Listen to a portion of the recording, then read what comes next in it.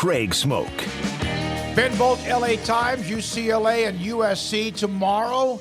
UCLA the home team, and they have played each other a bunch over the years. USC 49 wins to 33, 7 ties.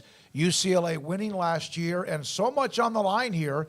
And Ben, great to have you back on the show. We had you on for many things with the Pac-12 and all of that, but now with this as well. Your thoughts, is this what is the difference tomorrow? What, to me, or you, excuse me, will be the difference in whoever wins? It's going to come out down to probably who makes the fewest mistakes and who can cause the most turnovers. And that to me might favor USC because they're so good at forcing turnovers. I mean, we know both of these offenses are incredibly prolific. And on the flip side, both these defenses are not that great. However, USC has the advantage in that department in the fact that they've just been so great at turning teams over and taking the ball away. But in my ultimate analysis, Travis diving out for SC is a huge factor. They have a big drop-off at running back.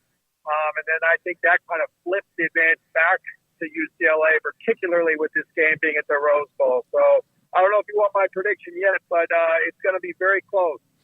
What is it like to have this game be not only relevant again, but like the most relevant game in the conference this year? Yeah, I mean, I guess you could also make a case for Utah, Oregon, right? I mean, they're all four of those teams in the thick of the race for the Pac-12. But to your point, it's been at least a decade, I think, since the SC-UCLA games generated this much buzz. And certainly, with USC still in the mix for the CFP, if they could win this game and then, maybe beat Oregon in the conference championship game, they'd be right there. And then for UCLA, let's not forget, they win this game. They're very much alive in the race for the Rose Bowl game. However, they would need a little bit of help. I believe Washington would need to lose for them to get there. But, yeah, we've not seen this kind of fun atmosphere for this game in a long time. Ben, it'd be even bigger if UCLA hadn't dropped that game to Arizona. What kind of went wrong there in your mind, and what do they learn from that loss to the Wildcats? Yeah, it was kind of a perfect storm of factors there. I mean, you had a very hungry Jed Fish, the head coach at Arizona, coming in. He was offensive coordinator at UCLA for a year under Jim Mora, and I'm sure he was eager to prove some things, which he did. UCLA's offense picked a bad time to play its worst game of the year. Dorian Thompson-Robinson did not have his usual money game, and even though Zach Charbonnet ran for 181 yards, they weren't real explosive offensively. 28 points. You usually expect a lot more than that. So, like I said, and then the defense for UCLA continued to struggle. So, kind of all those factors coming together. Ben, this is a game that is this was pageantry. Back when I was younger, obviously that's a long time ago, but does it still have that oomph factor, that pageantry factor, or not? Oh, absolutely. I mean, even in down years like 2018 when UCLA won at the Rose Bowl, I mean, it was just such a emotional game, and and last year with Dorian setting the record with 62 points, I mean, you can just see it on their faces after the game, the fans staying around for autographs. It just means so much to both of these teams, no matter what their records are, and that's what makes this year even more special is that they both have really good records, so it's taken up to another level. Ben, did you enjoy sitting through another Regents meeting this week? Fortunately, I was not there. I was up in the Bay Area. I'm actually driving to Las Vegas for a UCLA basketball game as we speak.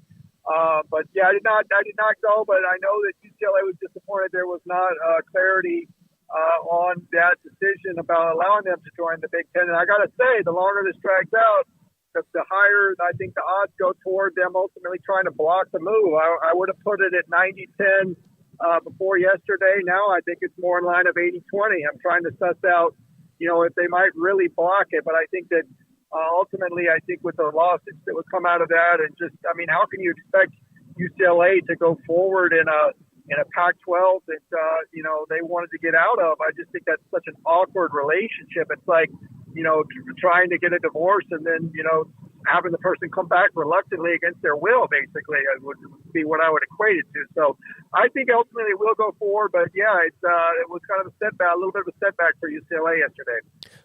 What's next as far as that goes in that process? Well, I mean, they've set their next meeting December 14th, and I'm sure that there'll be more discussions, maybe a little bit more information gathering. They unleashed some surveys yesterday that showed that most UCLA athletes who responded to the survey either were in favor or kind of neutral. And the UCLA said it would spend about $10 more million in resources for their athletes. However, they stand to make much more than that.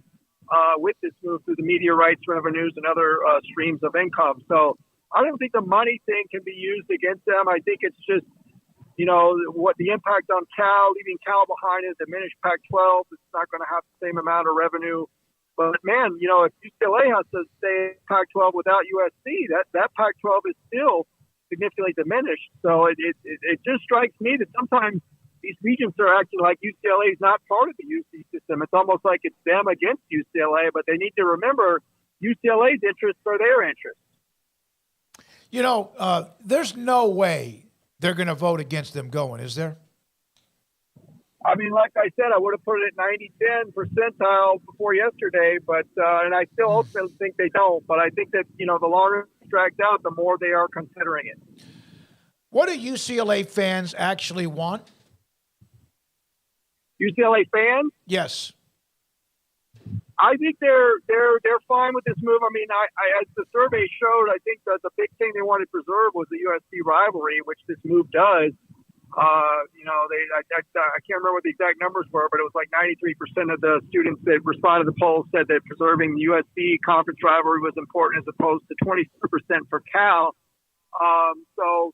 I think there's just so much intrigue with, Big Ten football being a much bigger, better brand in the Pac-12, and, with the CFP expanding, having multiple spots available to it, as opposed to, probably just one for the Pac-12.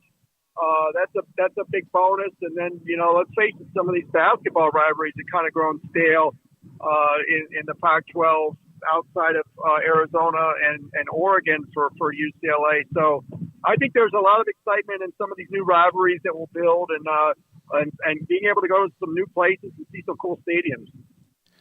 Ben, thank you very much. We appreciate your time. Have a great weekend. Ought to be fun. I think it's going to be a hell of a competitive game. USC, UCLA at the Rose Bowl. Ben Bolch from the LA Times with us on 365 Sports. It was